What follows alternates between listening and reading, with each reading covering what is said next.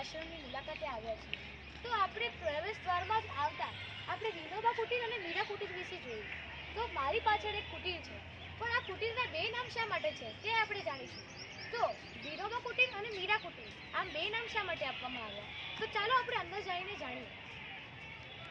જે ગાંધીજીના વિચારોથી આકર્ષિત થઈને અહીં રહેવા આવેલા હતા, હંમેશ માટે અહીંયા રહેવા આવેલા હતા, પણ તેઓ 1918 થી લઈને 1921 સુધી અહીંયા રહ્યા હતા અને તેમને તે દરમિયાન થોડા ઘણા મહિના તો તે અહીંયા રહ્યા હતા.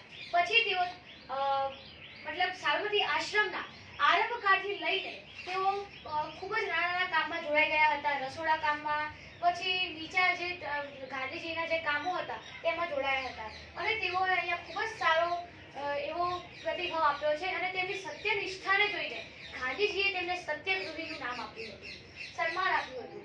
અને વિનોબા ભાવેનો જન્મ ગાંગોડા મહારાષ્ટ્રમાં થયો હતો. ગાંધીજી એવું કહેતા હતા કે તેઓ સ્વભાવે અભ્યાસી છે અને તેઓ ખૂબ જ સંસ્કૃતના વિદ્વાન છે. તેઓને મોટામાં મોટાના ભાગ જે ક્રાંતિકારી પ્રવૃત્તિઓમાં તેઓ વિતાવતા હતા અને તેઓને આ ગાંધીજીની મદદ કરવામાં ખૂબ જ રસ હતો, કારણ કે ગાંધીજીના વિચારો તેમને ખૂબ જ પસંદ હતા, એટલા માટે તેઓ અહીંયા રહેવા આવેલા હતા. હવે આપણે જાણીએ મીરાબહેન વિશે. મીરાબહેન છે કોણ? માટે જ વિનોબા ભાવે એવું કહેતા હતા કે બે ધર્મો વચ્ચે કદી ઝઘડો થતો નથી, બે ધર્મો વચ્ચે કદી ઝઘડો થતો નથી. ઝઘડો થાય છે તો એ બે અધર્મો વચ્ચે થાય છે.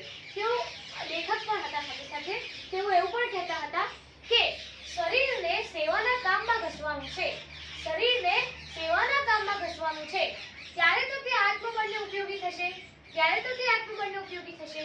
હવે આપણે મીરાબહેન વિશે જાણીએ. મીરાબહેન એક બ્રિટિશર હતા, તેમનું નામ હતું મેડલિન સ્લેડ. તેઓ ગાંધીજીના ખૂબ જ વક્તવ્યથી તેમાં ખૂબ જ આનંદ થતો હતો. ગાંધીજીના વિચારો તેમને ખૂબ જ ગમતા હતા, એટલા માટે તેઓ અહીંયા 1925 થી લઈને 1933 સુધી અહીંયા સમય વિતાવ્યો હતો. તેમની સત્યનિષ્ઠા અને તેમને તપશ્ચર્યા જોઈને ગાંધીજીએ તેમને મીરાબહેન નામ આપ્યું હતું.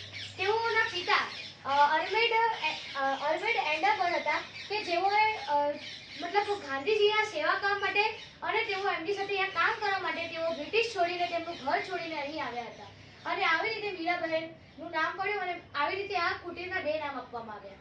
અસ્તુ.